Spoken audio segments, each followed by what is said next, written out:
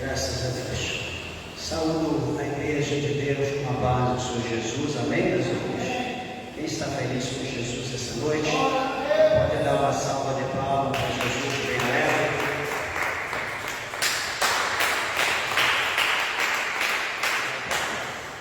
Meus irmãos, estamos alegres por estar na casa de Deus e grato ao Senhor pela oportunidade de aqui nós estarmos para que juntos possamos prestar a Deus um culto racional. Quero convidar a igreja de Deus para abrir vossas Bíblias nessa noite conosco no Evangelho segundo escreveu Mateus.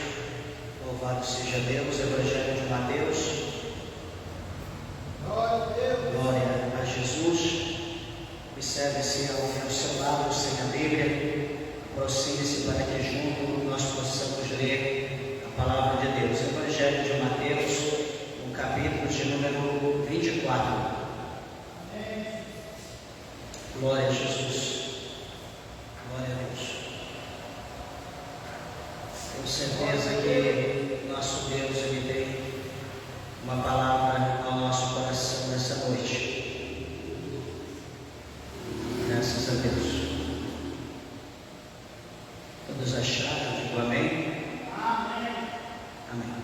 A partir do verso de número 1 diz assim: E quando Jesus ia saindo do templo, aproximaram-se dele os seus discípulos para lhe mostrarem a estrutura do templo.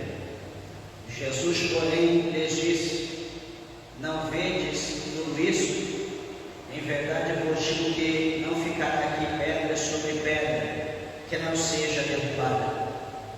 Estando assentado no Monte das Oliveiras, chegaram-se aí os seus discípulos em particular, dizendo: Dize-nos, quando serão essas coisas? E que sinal haverá da tua vinda e do fim do mundo?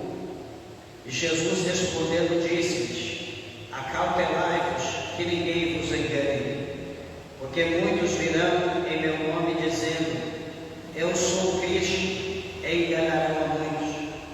E ouvireis de guerras e de rumores de guerras. Olhai, não vos assusteis, porque é lícito que isso tudo aconteça, mas ainda não é o fim.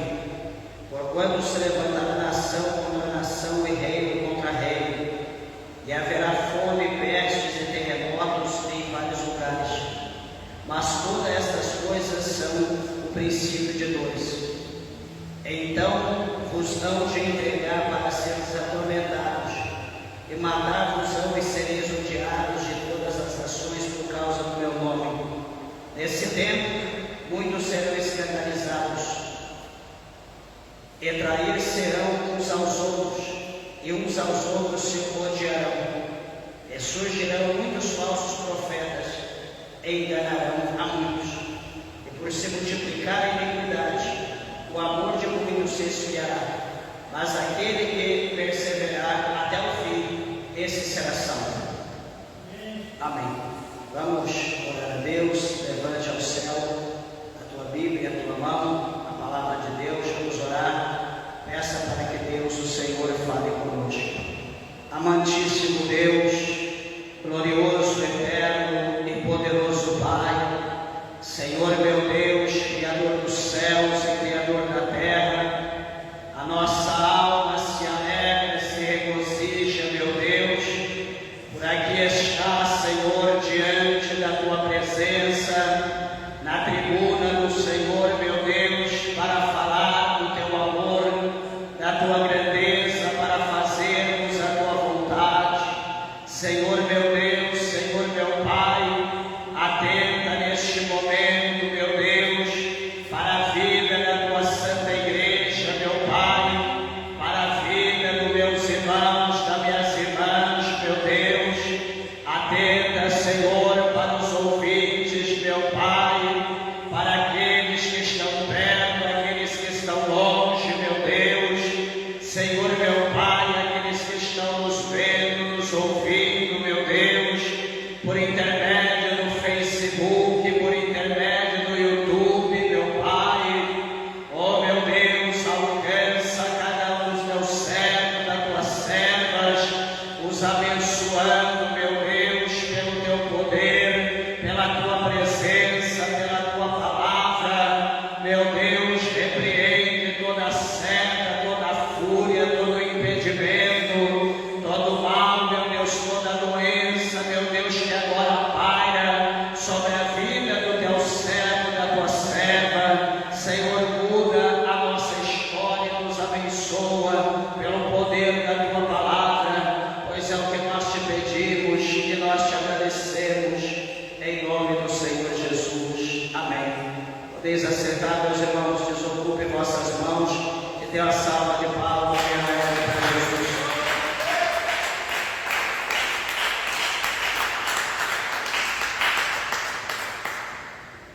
Graças a Deus. Igreja, eu peço, por favor, toda a tua atenção e reverência à palavra de Deus. Tenho certeza que o nosso Deus, Ele tem uma palavra ao nosso coração. E, meus irmãos, interessante aqui, né, que o Senhor Jesus, a Bíblia mostra para nós que Ele está prevendo, Ele prevê a destruição de Jerusalém, do templo ali em Jerusalém. E Jesus também, Ele fala, Ele dá para nós aqui um pequeno vislumbre acerca da sua vida. Lembrando que aqui nesse mesmo capítulo, de número 24, o Senhor Jesus, Ele diz no verso 36, né, que naquele dia e hora ninguém sabe, nem os anjos do céu, mas unicamente meu Pai. Então veja que Jesus, Ele vai falar acerca da sua vida. Ele não vai dizer a hora, Ele não vai dizer o dia, nem o mês, tampouco o ano. Mas Jesus, Ele vai deixar claro aqui para nós, Ele vai dar a nós sinais, né, que são interessantes, que surgem também como uma advertência, né, para que nós possamos estar atentos, ou melhor, como uma alerta, para nós estarmos prestando atenção nos sinais, os sinais que está mostrando a vida de Jesus. E veja bem que é interessante que Ele diz que não iria ficar pedra sobre pedra. Ele está dizendo que tudo seria derrubado, né? Jesus dizendo, primeiro literalmente, né, do templo em Jerusalém, né, que seria derrubado depois da sua morte, da sua ascensão ao céu. E nos anos 70 aproximadamente, iria vir o general Tito romano.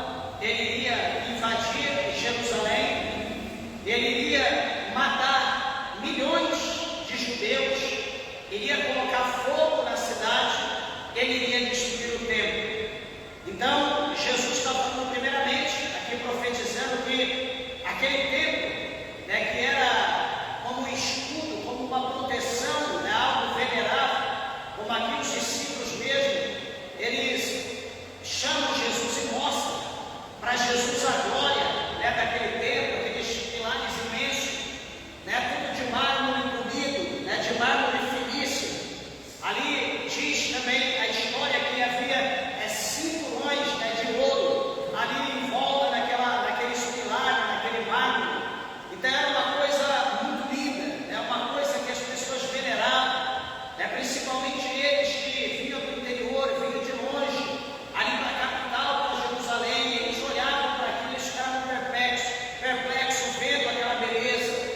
E o Senhor Jesus vai dizer que, olha, vejam bem, olha bem para a formosura, olha bem para essa beleza. Eu digo para vocês que certamente não ficará pedra sobre pedra, né? Como ele diz no versículo de número 2, não vedes tudo isso, em verdade, porque não ficará aqui pedra sobre pedra que não seja derrubada. Jesus está dizendo aqui em duas situações. Primeiro, Jesus, ele fala acerca do templo de Jerusalém que ia ser derrubado, que ia ser destruído. E Jesus está dizendo também acerca dele, né, acerca dele como o Filho de Deus, como o Salvador da humanidade, que ele também, ele seria, posteriormente, ele seria perseguido,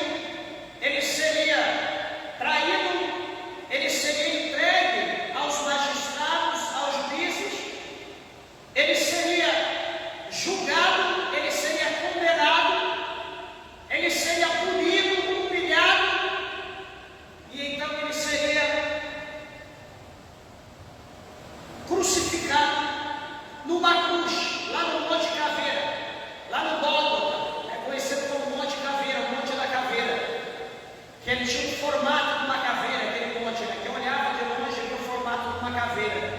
E Jesus então ia ser crucificado naquele lugar como ele foi crucificado. Então ele está dizendo que ao terceiro dia, né, tudo seria derribado e seria levantado novamente. Isso foi usado contra Jesus no dia do seu julgamento.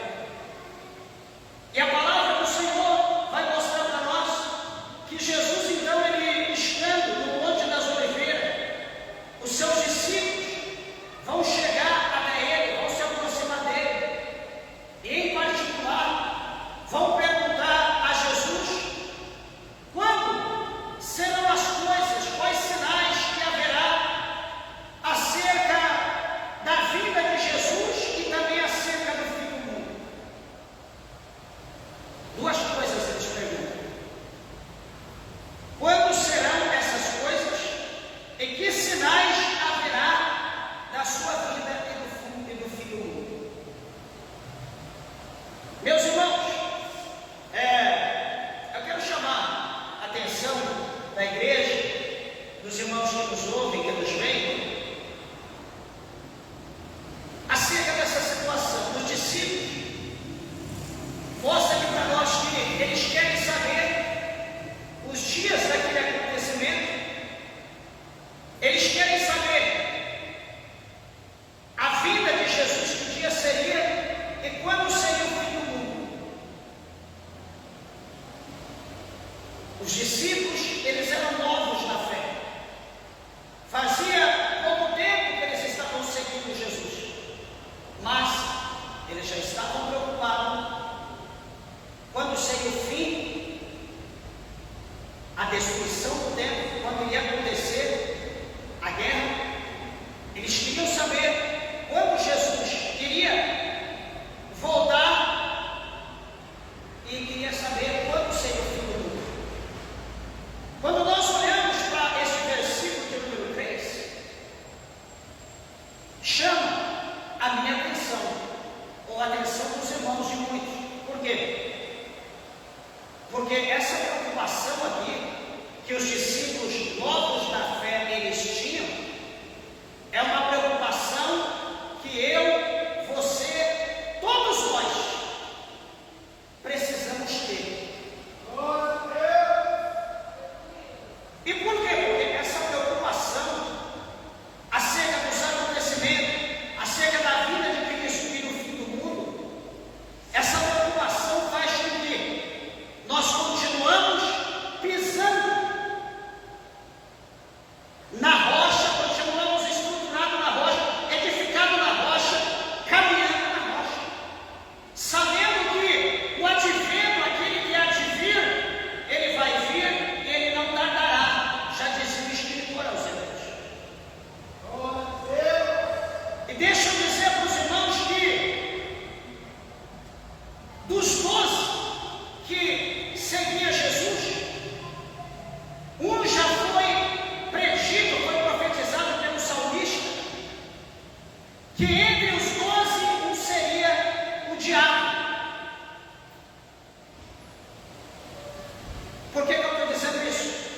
Porque eles seguiram a Jesus, eles foram fiéis a Jesus até o fim, exceto o que era o filho da perdição, o que era o diabo, cujo nome era Judas Iscariotes. O resto, todos permaneceram fiel a Jesus até o fim das suas vidas. Por que, meus irmãos? Presta atenção, eles serviam o Senhor, porque eles haviam recebido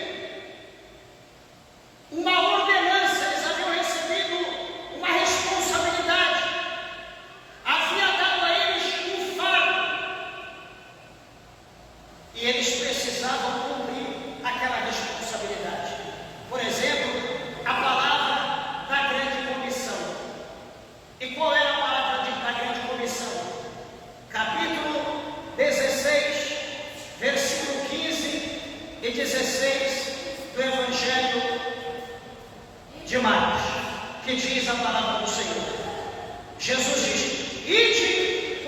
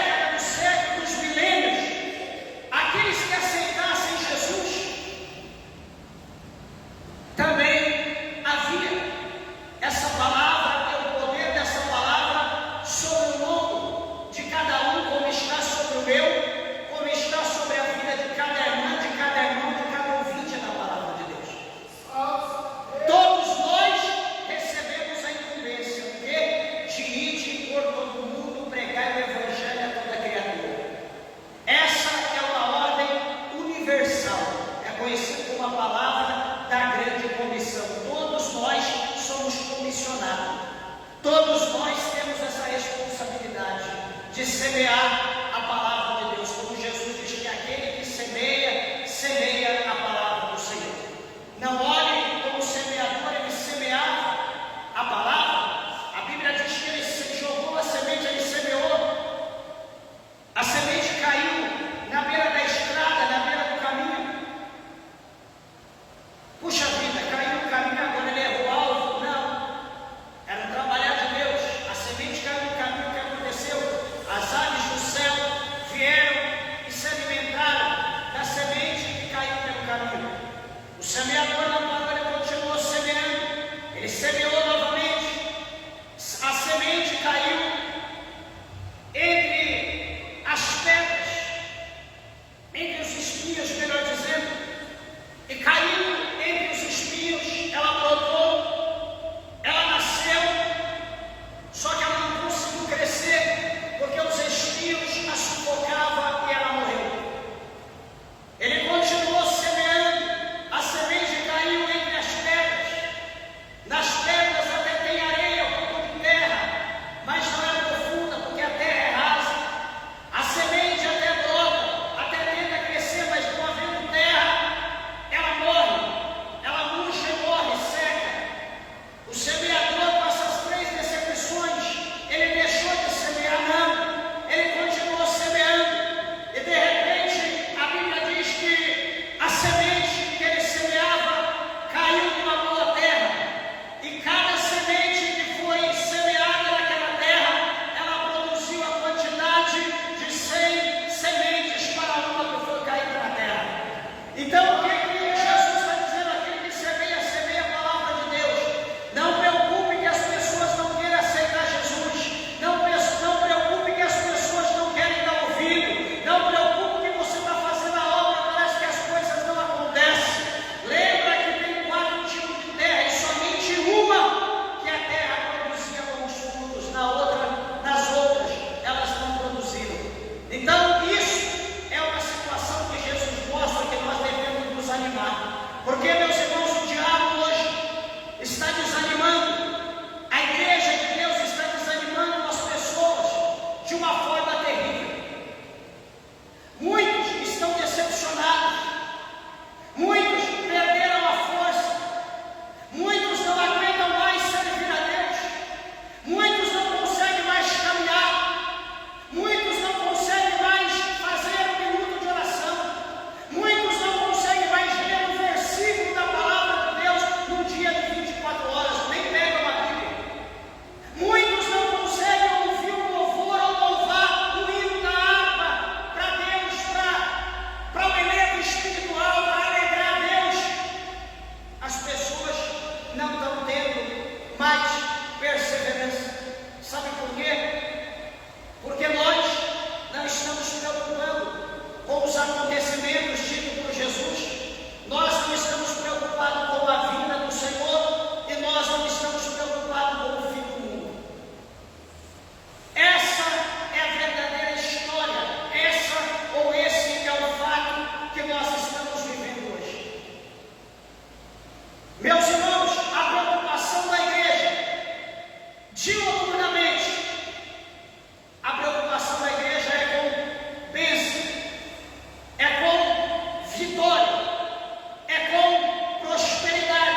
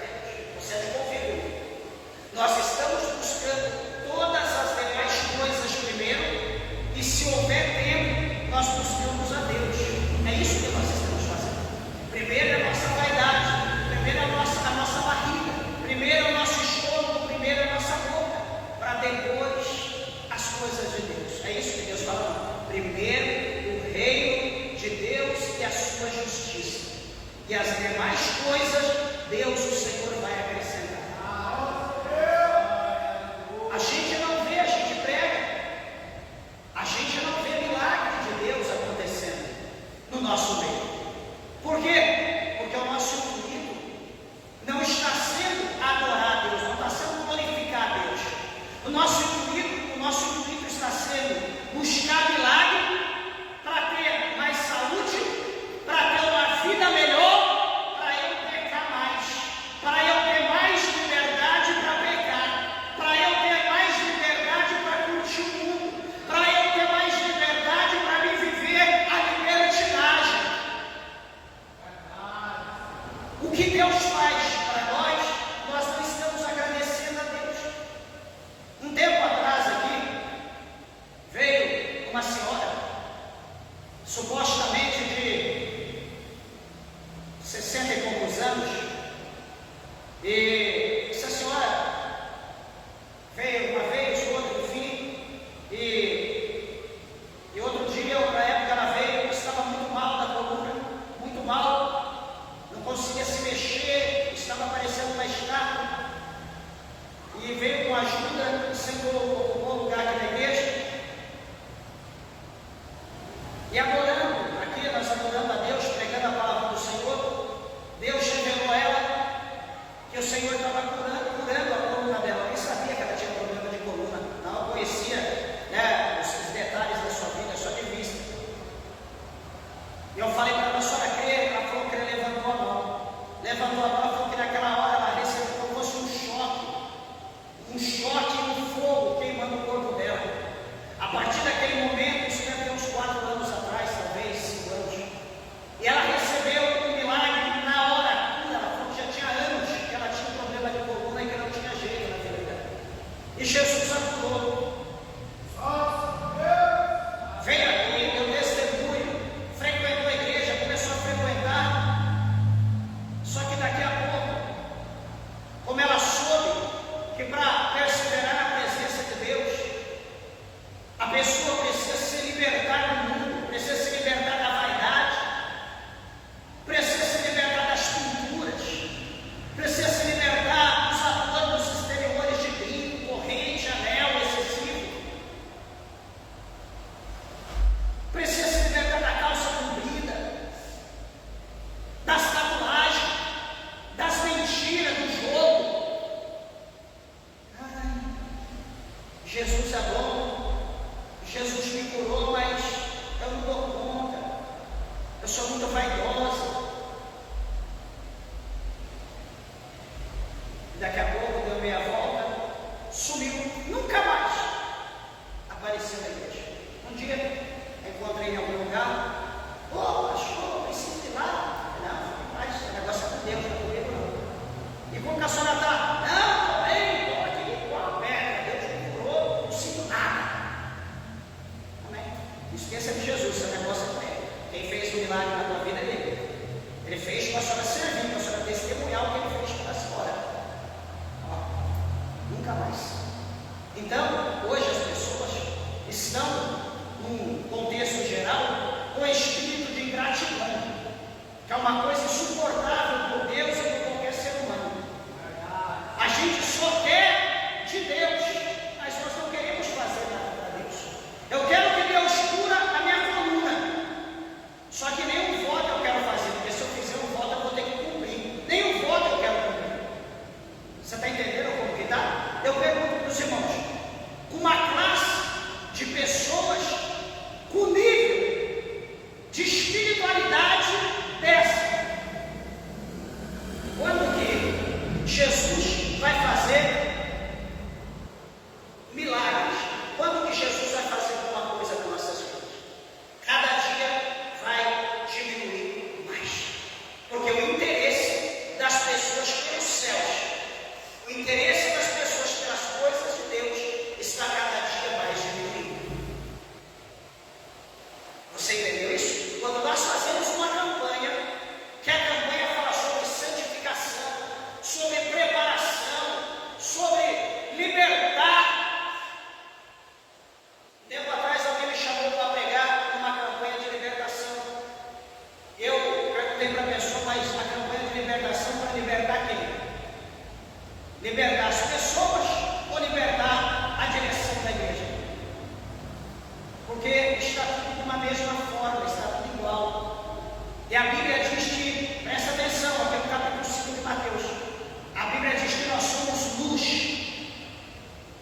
deixa eu te dizer uma coisa: luz é diferença de trevas, é diferente. Trevas é escuro, luz é claro. É isso aqui é luz. Trevas é escuro, você não enxerga nada. Então a Bíblia diz que a igreja, ela é a luz do mundo. A igreja tem que ser diferente do mundo. A igreja não tem que ser igual. A Bíblia diz que nós somos sal da terra. No mesmo capítulo 5 de João, ou de Mateus, a Bíblia diz que nós somos sal da terra. E deixa eu perguntar, o sal ele é amargo? O sal, ele é doce? Se ele for amargo, se ele for doce ou se ele for sonso, ele é adulterado, ele não presta. O sal, ele tem que salgar. E a Bíblia diz pelo Senhor Jesus que se o sal não salgar, nem para esterco ele presta. O que Jesus está dizendo? Que se eu, você, se nós não formos salgados, nem para adubo nós vamos prestar. Você está entendendo? O que é sal? É ser diferente, é ter um teor de cálcio excessivo. Aliás, de sódio excessivo. É ser salgado um pouco a mais, fica insuportável, e um pouco a menos, fica sujo. O sal tem que ser temperado, balanceado. Então, se o crente ele não salgar, ele está errado, ele não presta. Ele tem que ser sal, ele tem que ser luz, ele tem que ser diferente do mundo. O mundo lá fora surgiu agora uma moda, sei lá, o pastor agora vir para a igreja de camiseta regata, de bermudão, um exemplo, fazer aqui um altar, uma prancha de surf, ou um skate, ou sei lá, qualquer outra coisa, se tatuar todo, fica cheio de piercing, não, hoje é moda. Essa moda é uma moda satânica, diabólica, é uma moda de prisioneiro, de escravos, é uma moda que nasceu dentro do inferno. Isso não convém para mim, isso não convém para você, para ninguém que leva o nome de Jesus aqui no seu tórax. Isso não convém para nós, até mesmo porque quando nós fazemos isso, nós queremos mostrar para as pessoas o que nós defendemos, o que nós pregamos. Nós queremos mostrar a imagem que está em nós. Só que o nosso corpo é templo e morada do Espírito Santo de Deus. O nosso corpo não é para ficar sendo exposto explicitamente na rua, na praia, ou onde quer que seja. Nós temos que vestir com pudor, temos que andar com pudor, não devemos produzir lascívia, não devemos produzir sensualidade. Assim nos ensina a palavra de Cristo. Isso é ser luz, isso é ser sal. Não, até que eu estava gostando da igreja, mas pelo que o pastor falou, não vou ouvir mais as pregações. O problema é teu. A Bíblia diz que há um grande trono, esse trono já está preparado. João, o discípulo do amor, lá no livro do Apocalipse, ele diz que ele viu esse trono. Ele viu esse trono e aquele que estava sentado sobre aquele trono, que a presença era uma presença tão poderosa, era uma presença tão terribilíssima, de maneira que ele diz que os céus que se vê e a terra que se vê estavam desesperados, procurando algum lugar para se esconder da face daquele que estava sentado sobre o trono. Eu pergunto a você,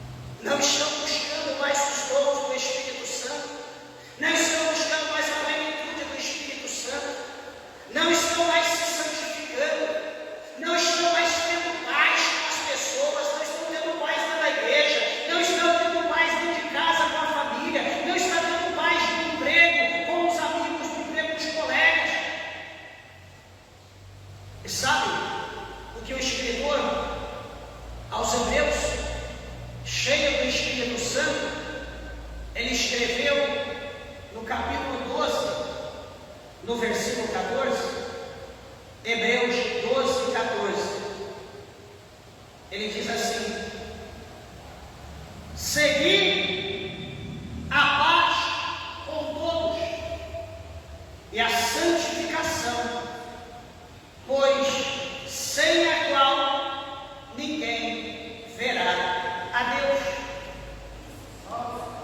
Você está entendendo a situação? Seguir a paz com todos. O apóstolo Paulo fala aqui em Romanos que quando nós estivermos em nós, para nós ter paz até com nossos inimigos. Hoje é a mulher esperando o marido dormir para fazer alguma coisa para matar o marido. É o marido esperando a esposa dormir para fazer alguma coisa para matar a mulher. Quando não, dorme num quarto, tranca a porta, dorme no outro, tranca a porta, de medo de ameaça. Se não está havendo paz, nem com o cônjuge, é filho querendo matar pai, é pai querendo matar filho. Se não está havendo paz, eu pergunto, onde vai haver santificação? Eu digo aos irmãos que uma palavra que o Senhor Jesus deixou para nós está no capítulo 18, no versículo 1 do Evangelho de São Lucas, quando o Senhor ele fala sobre o dever de orarmos sempre e nunca desfalecer.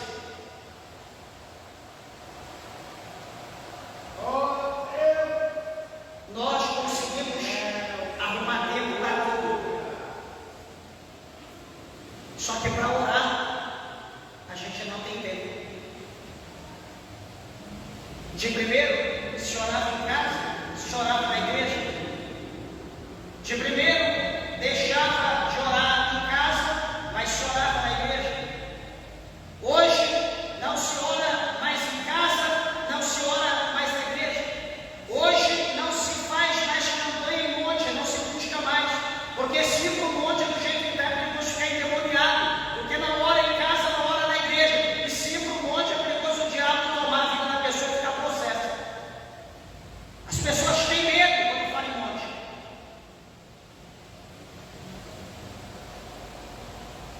Quem está perdendo com isso é a nossa alma. A nossa alma que está perdendo, porque cada dia a nossa alma está mais fraca.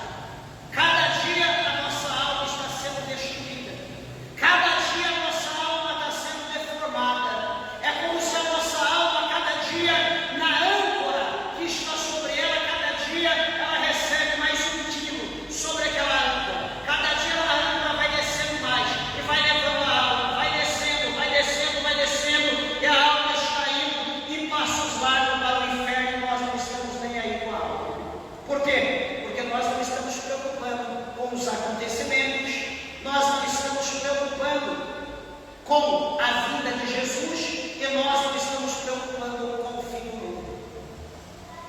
Mas a partir do momento, deixa eu dar uma sugestão, a partir do momento que nós voltarmos, se é que nós queremos, porque o que eu vou dizer não é bom, mas se nós quisermos e voltarmos, como está escrito lá no Apocalipse, lembrar da onde nós tropeçamos, da onde nós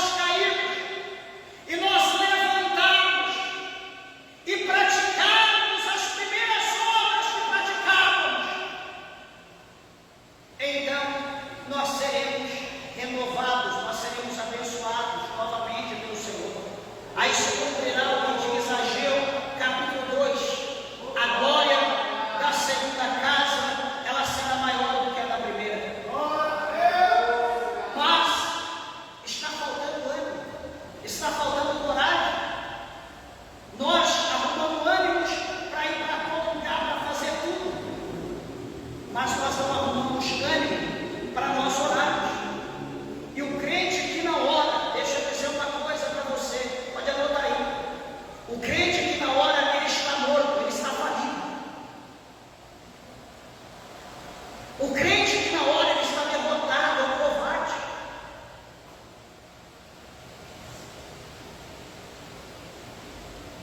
O crente que na hora não tem parte com Deus, por quê? Porque não conhece Deus e nem Deus conhece ele, não tem intimidade. É como um homem querer casar com uma mulher sem conversar, sem dialogar, sem ver, ou vice-versa, a mulher querer casar com um homem. Ah, eu quero, mas não conhece, não tem diálogo, está totalmente longe um extremo do outro. Quando vai acontecer casamento? Nunca. Você quer receber de Deus, você quer alguma coisa de Deus, mas eu pergunto, como está o seu relacionamento com Deus? Como está a tua comunhão com Deus? Como está a tua obediência à palavra de Deus? Pastor, a igreja que eu congrego não tem doutrina. Então doutrine-se a si mesmo, estude a palavra de Deus, porque doutrina é ensinamento. Então leia a Bíblia e coloque em prática aquilo que está escrito na palavra de Deus. Já que o seu pastor é um pangaré, não tem coragem, é um covarde, não tem coragem de pregar, só se preocupa com dízimo, oferta, com dinheiro, com bênção, com vitória, com prosperidade, o problema é dele. Faça a diferença você. Seja você um, não seja um condutor cego, não, porque o condutor cego, quando ele conduz outro cego, vão os dois para o abismo. Um abismo chama outro abismo, diz a palavra de Deus. E Jesus diz sobre o dever de orar sempre, sempre algo contínuo e nunca desfalecer, quer dizer, nunca desfalecer. Nós temos que fazer da oração da nossa vida um hábito. Cara, eu vou levantar de manhã, a primeira coisa que eu vou fazer é dobrar meu joelho e vou orar a Deus. Vou agradecer pela noite, vou apresentar minha família, vou apresentar o meu trabalho, vou apresentar o dia de hoje na mão de Deus, vou apresentar o culto da noite, vou apresentar os meus projetos, a minha agenda do dia, onde eu vou colocar os meus pés, eu vou apresentar a Deus o meu marido, a minha esposa, os meus filhos, eu vou apresentar os meus pais. Faça uma oração simples, uma oração pequena, meia hora tá bom, não precisa mais do que isso. Uma oração pausada, tranquila, sem ser aquele raio, aquele vento, aquela tempestade. Meu Deus, meu Pai, abençoa a vitória, amém. Não, ore devagar, converse com Deus em paz. Pelo menos meia hora. Eu tenho certeza que o teu dia vai ser diferente. As pessoas vão ver em você algo diferente. Quando for deitar, dobra o teu joelho. À noite, dobra o teu joelho. Ore a Deus, pelo menos meia hora. Meia hora não é nada. Só agradecer meia hora, não tem que falar nada com Deus. Pelo menos meia hora. Agradeça pelo jantar, agradeça pelo culto, agradeça pelo esposo, pela esposa, pelos filhos, pelos pais. Agradeça pelo dia que Deus te deu. Agradeça a Deus, coloque tudo aquilo que você viveu durante o dia na presença de Deus, as afrontas que você teve, a bênção que você recebeu, enfim. Faça algo constante. Daqui a pouco, você fazendo isso toda noite, toda manhã. Daqui a pouco você vai querer fazer ao meio-dia. Daqui a pouco você vai querer fazer à tarde. Daqui a pouco o Espírito de Deus vai te acordar de madrugada. Você vai orar, daqui a pouco você vai estar orando pelo menos umas 2 horas. Durante o dia, durante o período de 24 horas, você vai estar orando tranquilo.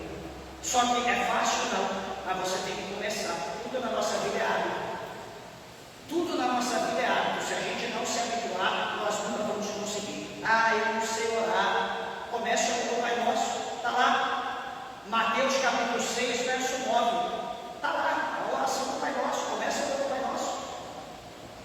Pega a Bíblia, abre, vai lendo. Faça a oração dele. Não tem problema. Comece orando o Salmo 91, abre lá Salmo 91 e vai orando no joelho, lendo pausadamente. É uma oração. Encerre com o Pai Nosso.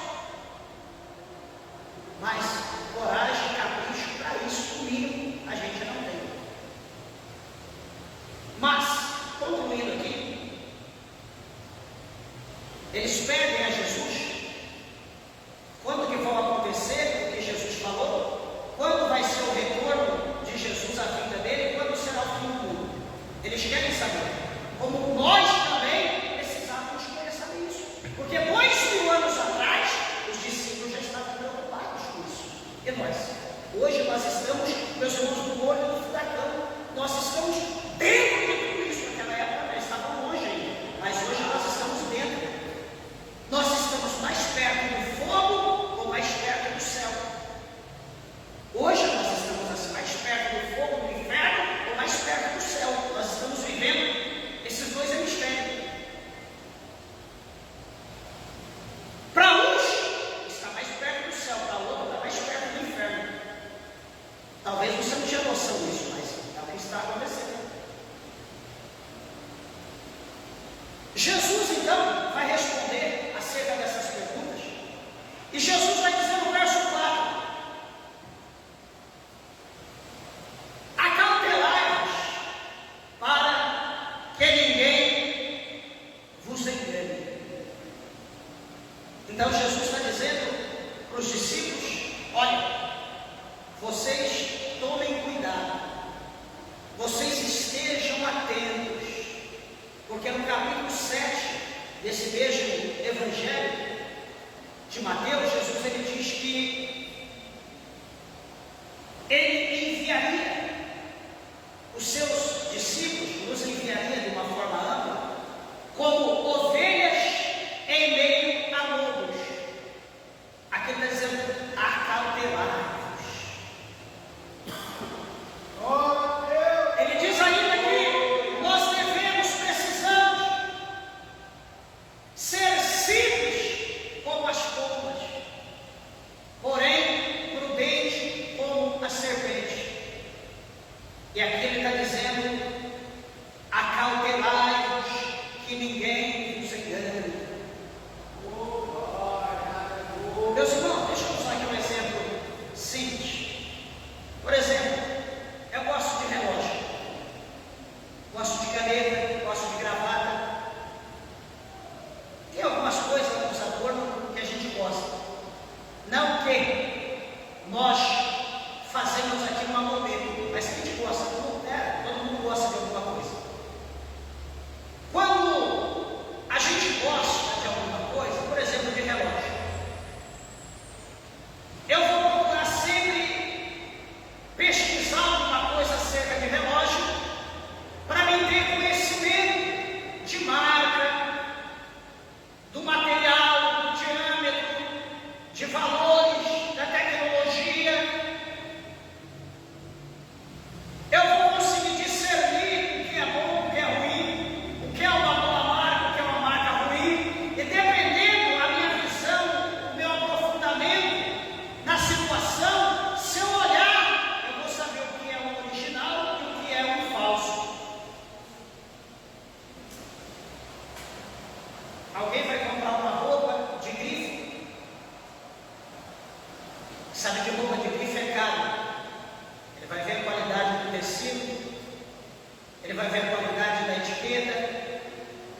Tudo tem que ter um processo de qualidade. O botão, a linha, o acabamento é impecável. Tudo tem que ter um processo de qualidade.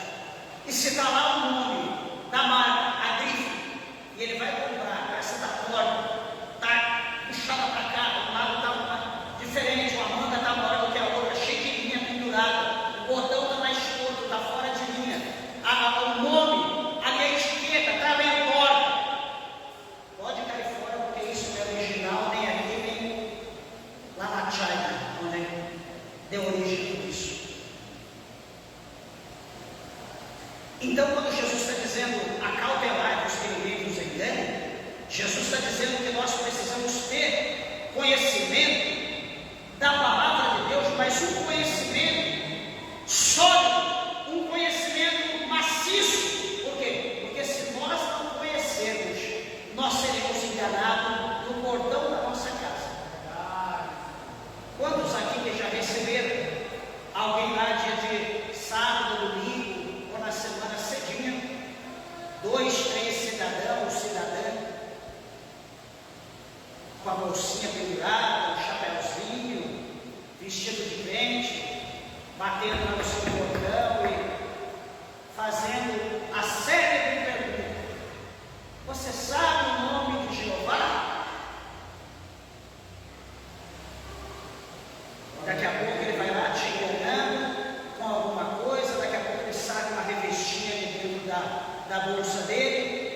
revistinha ilustrada, cheia de desenho, um leão brincando com ovelha, a criança brincando com a cobra, e tudo em paz, dizendo que essa terra vai ser transformada, que essa terra vai ser uma harmonia, que essa terra vai ser cheia de paz.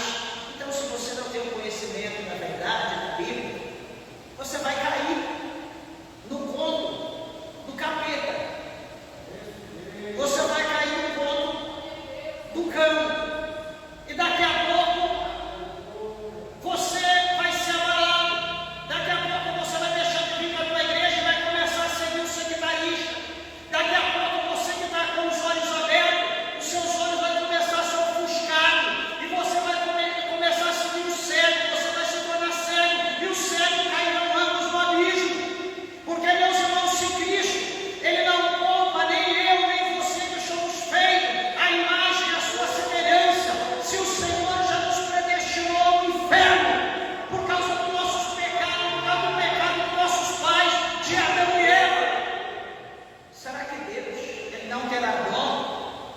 Será que Deus, Ele terá misericórdia dessa terra, tão pecaminosa, tão suja, tão imunda do jeito que está? Será que Deus vai ter misericórdia da terra e não vai ter misericórdia de nós?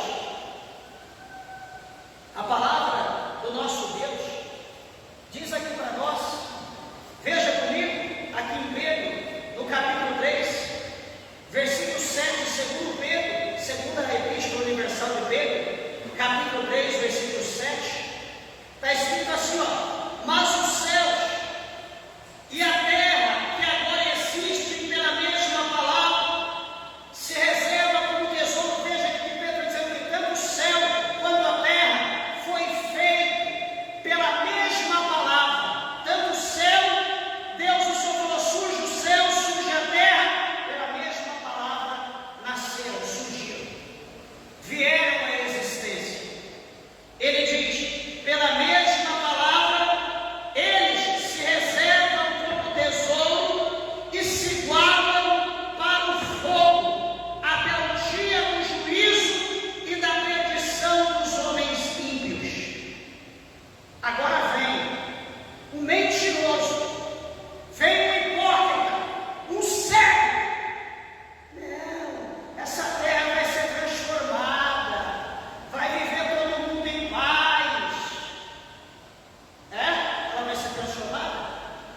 Vem aqui Apocalipse comigo, vem aqui, vamos ver como ela vai ser. A cabeça de fogo transforma tudo, né? Vai transformar ela também. Veja aqui comigo, Apocalipse 20, versículos de número 14.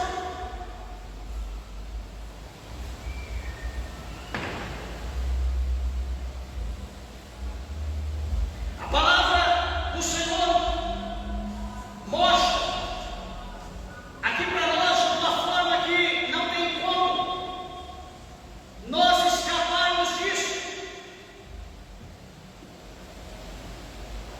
E a morte, o inferno, veja bem, a morte, o inferno, não diz que o inferno está nas profundezas da terra? E a morte e o inferno foram lançados no lago de fogo. Esta é a segunda morte, versículo 15. E aquele que não foi achado escrito no livro da vida foi lançado no lago de fogo. Não é mais o inferno, porque o inferno já foi primeiro. Agora aqueles que não tiveram o nome escrito no céu do livro da vida vai ser lançado direto no lago de fogo. Então vai o mundo, vai o inferno, vai a morte e todos aqueles que não quiseram aceitar Jesus. Você já aceitou Jesus? Ainda não. Eu estou novo. Eu estou nova. Pelo amor de Cristo, pelo amor de Jesus Cristo, aceite Ele. Aceite Ele.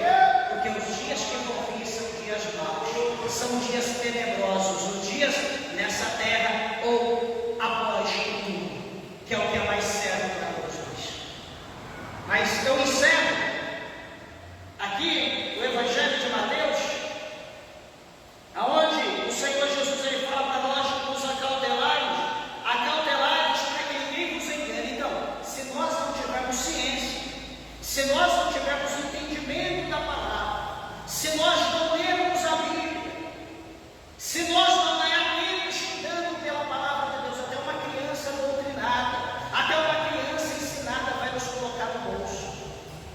E nós vamos ser presa fácil para aqueles que são manipulados pelo diabo. É aquilo que a palavra de Deus diz, que os filhos das trevas, no seu tempo, na sua era, eles são mais prudentes que os filhos da luz. Por exemplo, veja agora, vai chegar o carnaval, próximo mês, a carnalidade, aonde o inferno, a capetada toda está solta. Os filhos das trevas ficarão praticamente 4 dias sobre remédio, ou enfim, acordados, talvez nem cochilarão, por intermédio de droga, de bebida, pulando, gritando, se prostituindo, pelo menos 4 dias. Eu pergunto, e a igreja de Deus estará fazendo o quê? Esses 4 dias eles estarão fazendo o quê? Adorando o diabo. Estarão adorando a Pombagira, a Maria Padilha, toda a casta de demônios. Estará lá em preso no inferno. Estará sendo lançada a AIDS, estará sendo lançada as doenças sexualmente transmissíveis, estará a morte, todo tipo estará lá. E a igreja vai estar fazendo o quê? É carnaval, um viaja, vai um lado, vai para o outro, se brincar, vão até lá para os, entre aspas, né, os trio elétricos gospel, vão estar lá também os crentes pulando. Meus irmãos, o que está guardado, reservado para essa terra, não é brincadeira. A igreja de Deus vai se apresentar diante do Senhor naquele dia, e o Senhor vai cobrar a cada um de nós o tempo que nós tivemos e o tempo que nós desperdiçamos, o que nós fizemos para Deus e o que nós não fizemos. Tem gente que passa o dia inteiro, semana inteira, não abre a boca para falar de Jesus para nem para cachorro. Passa mês, passa ano, não convida nem membro da família para vir na igreja. Naquele dia, o que nós vamos dizer para Deus? O Senhor vai cobrar. Não, nem adianta, porque não adianta, Deus vai cobrar. A palavra da grande comissão está aí, ide por todo mundo pregar o evangelho da criatura. Foi ordenado por Jesus para todos.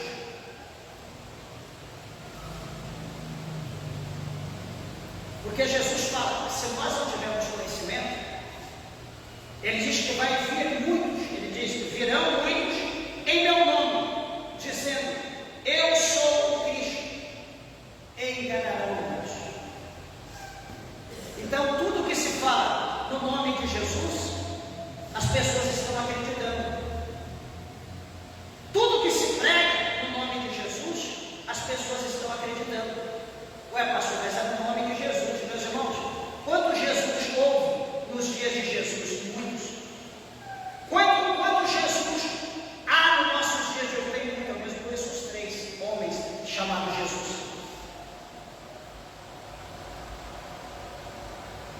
A Bíblia diz que nós conheceremos a árvore pelo seu fruto. Eu quero dizer para a igreja, não creia em tudo que você vê. Faça prova com Deus. Observe a vida da pessoa. Observe o profeta, observe a profetisa. Observe o pastor, vê o testemunho. Vê se ele é casado. Vê quantas vezes ele casou. Se ele foi viúvo, casou de novo, pensa. Se ele separou da mulher e casou com outra, foge disso. Foge disso. Jesus não está nesse negócio. Porque a pastora é uma bênção, ela é casada, tem marido, o marido é casado, está com ela na igreja. Por que ele não é o pastor e sim ela? Quem deu essa autoridade para ela? Ou quantas vezes ela já casou? Por que ela casou tantas vezes? Ela é viúva de todos?